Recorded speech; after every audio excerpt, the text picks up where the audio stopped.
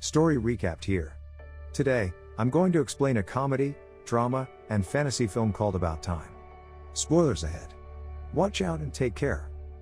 The Lake family resides in harmony at their house by the sea. There's the ever-busy mother, Mary. The always active father, James. The charming yet absent-minded uncle, Desmond. The awkward son, Tim. And the free-spirited daughter, Catherine or Kit Kat. Every year, they host a New Year's Eve party with family and friends. At this year's party, Tim navigates through the crowd feeling awkward and dragged around by his friend, Jay. During the countdown to the new year, a girl he's been dancing with, Polly, leans for a kiss, but he shakes her hand instead, leaving her disappointed. The following day, Tim wakes up, overwhelmed with embarrassment and a terrible hangover. He's called into his father's study. James, his father, then tells Tim that he's about to share with him a secret that he's never told anyone before. According to James, the men born into their family, including Tim, can travel back in time, but it's limited to their own lifetime. They cannot go to a past they didn't experience or a place they've never been to.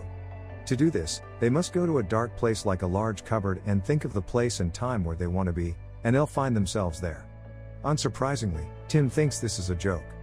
He shakes his head at his father, thinking that he's pulling his leg.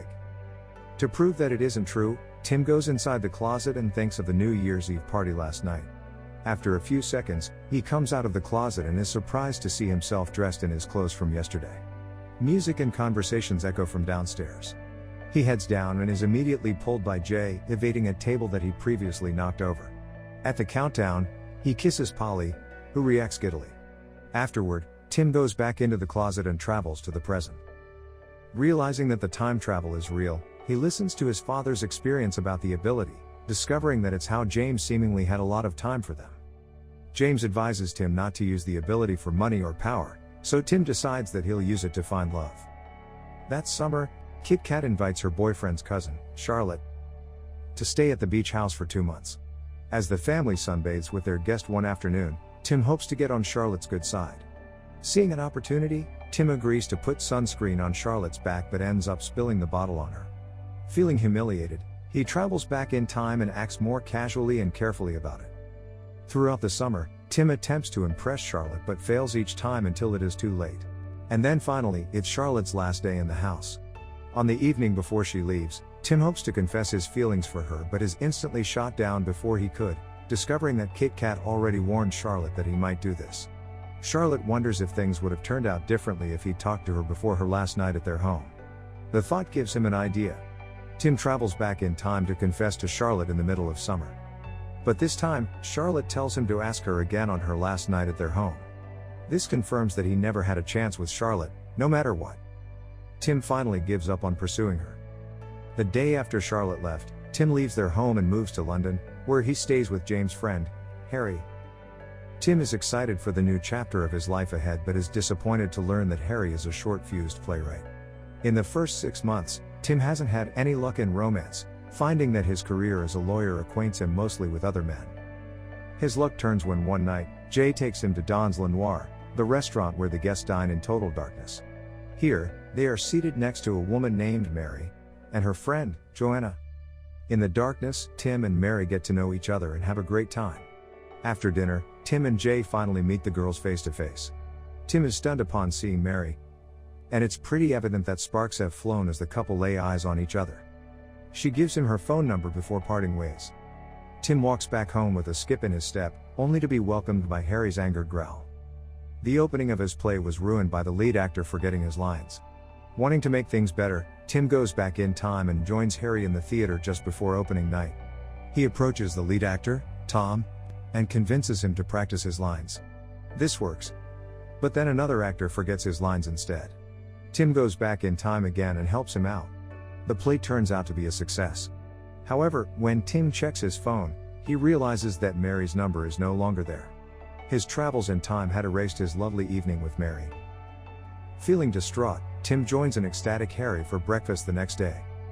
Harry shares the newspaper where Tim finds an ad for a Kate Moss exhibition in the city. Remembering that Mary is a fan of Kate Moss, he spends the week at the exhibit, hoping to run into her. After a whole week, Mary finally walks in, and Tim nervously approaches her. However, their interaction doesn't go smoothly, and he learns that Mary now has a boyfriend named Rupert. Tim learns that Mary met Rupert at Joanna's party. He learns the details of the party and goes back in time to stop it from happening. Tim arrives at Joanna's apartment and convinces Mary to leave the party with him before Rupert arrives. Mary is a little hesitant, but she feels a magnetic force pulling her towards him. As they leave, they brush past Rupert, who unknowingly walked past his supposed future girlfriend. Meanwhile, the two have a lovely dinner where they get to know each other even more. Tim ends up walking Mary home, and she invites him up to her apartment. The atmosphere turns hot, and they take the date to the bedroom. But after awkwardly tripping over Mary's shoes and having difficulty unclipping her bra, Tim experiences an awkward first sexual encounter with Mary. He decides to go back in time, and this time, he skips over Mary's shoes and quickly undresses her. This time everything goes well, but Tim knows he can do better. After Tim's multiple attempts, the couple spends the perfect first night of passion. Over the following months, their relationship continues to bloom, and the couple eventually moves in together. While at the theater with a coworker named Rory, Tim encounters Charlotte, but the conversation quickly turns awkward. He tries a second time, but it doesn't go well again. For the third attempt, he decides not to approach her, and instead, Charlotte spots him and initiates the conversation. Charlotte invites him to dinner, where she mentions her regrets about turning him down in the past. Charlotte asks him to walk her to her apartment and tempts him to go inside with her, but Tim refuses. Being able to turn down his first love helps Tim realize how deeply he loved Mary. He runs back home and wakes her up to propose to her. It ends up not as romantic as he expected, so he does it again. The second time, she says yes. That summer, Tim takes Mary home to meet his parents. Mary and her mother get along, and Tim spends quality time with his father. To his surprise, Kit Kat is also home after having a horrible time in London. The Lake family bursts in joy upon the announcement of Tim and Mary's wedding and Mary's pregnancy. Their wedding ceremony is filled with romance and laughter, even though it stormed during the ceremony and the wedding reception. The tent is torn and blown by the wind, and so everyone is forced to take cover in the house. Tim goes back in time and switches his best man when Rory, Harry, and Jay mess up their speeches until finally, he chooses his father. Months later, Mary gives birth to their daughter, Posey. Tim is mesmerized at the experience of raising a child, both for its precious moments and the difficulties. They move into a new house, and soon, it's Posey's first birthday. All the guests arrive, including Harry and Rory, but Kit Kat is late to the party. The doorbell rings, and Tim answers it, but instead of Kit Kat, it's her troublesome boyfriend, Jimmy. He and Kit Kat argued earlier that day, which ended with Kit Kat driving by herself. Kit Kat had been drinking earlier that day, leading her to crash her car on the way to Tim's house. Hoping to save her, Tim goes back in time and picks her up from her home instead. But this doesn't solve the problem. Kit Kat maintains a drinking problem stemming from her unhappy relationship with Jimmy. Tim talks to his sister, hoping to reach out to her. When it doesn't work, he takes Kit Kat back in time during the New Year's Eve party where she met Jimmy. But instead of flirting with Jimmy, she releases her pent-up anger on him and punches him despite him not remembering her in this timeline. The siblings go back to the present, and immediately, Kit Kat realizes her feelings for Jay. This time, she dates Jay instead, and their relationship turns out better than she had with Jimmy. Having saved his sister's life and happiness, Tim heads back home but finds that he has a son instead of his daughter, Posey. The sudden realization makes his heart sinks. Immediately, he goes into a cupboard and goes to the past when his son was born to talk to James. James confirms that any change he makes before his child is born is likely to result in a different child being conceived. If he wishes to keep Posey, he can never change anything that happened before she was born. Unable to accept losing the daughter he knew, Tim goes back again in time to undo the changes he made to Kit Kat's life and allows her car accident to happen. With Kit Kat in the hospital, Tim and Mary stay by her side until she recovers.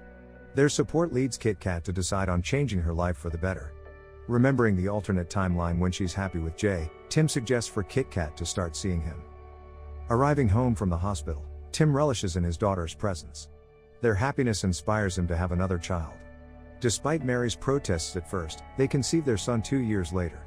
One evening, Tim helps Mary prepare to meet her company's best-selling author, but they accidentally leave Posey downstairs, where she destroys the manuscript from Mary's office. Tim wants to use time travel to fix it, but their night is interrupted by a call from his mother, announcing that James has been diagnosed with terminal cancer. Tim, Mary, and Kit Kat visit the beach house where Tim talks to his father. Their time travel cannot undo his cancer without risking Tim and Kit Kat's births. In the end, time travel cannot fix everything life throws at them.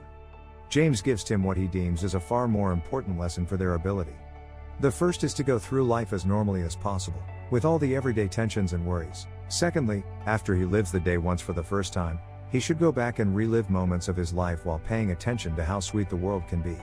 Tim follows his advice and finds happiness in both the mundane and the special moments in his life. However, there are still days that he doesn't wish to relive, such as the day his father died. Not ready to say goodbye, Tim travels back in time to visit his father while he's still in good health. After James' death, Tim is comforted that he can still visit his father back in time whenever he misses him. One day, however, Mary decides that she wants a third child. Tim hesitates, knowing that having a third child will disable him from visiting his father again. With much thought, he lets go of the past and decides to carry on with the future. He then agrees to have another child. Months later, Mary is heavily pregnant and will be giving birth soon. This is Tim's last chance to visit his father in the past. He goes back in time and plays table tennis with his father for the last time. Seeing the sadness in Tim's eyes, James realizes that it is their last time together. He accepts this and lets him know that he agrees with his son's decision. As a treat, they both travel back in time to when Tim was a young boy. Both in better health and with more energy, James and Tim run and play by the beach for the last time. Tim says his final goodbyes to his father and returns to the present time when his third child is born. Years pass, and Tim continues with life normally, spending both the laughs and tears with his family. He has completed his family with Mary, while Kit Kat also gives birth to her child with Jay. One morning, he allows Mary to sleep in and prepares breakfast for his kids, relishing their presence. Tim decides to never time travel again, living each day as if it's the second time he's lived it. This time, he focuses on appreciating life, from the big events to the smallest details. Subscribe to watch more videos like this. Turn on notifications. And leave a like, it really helps the channel out. Thank you for watching.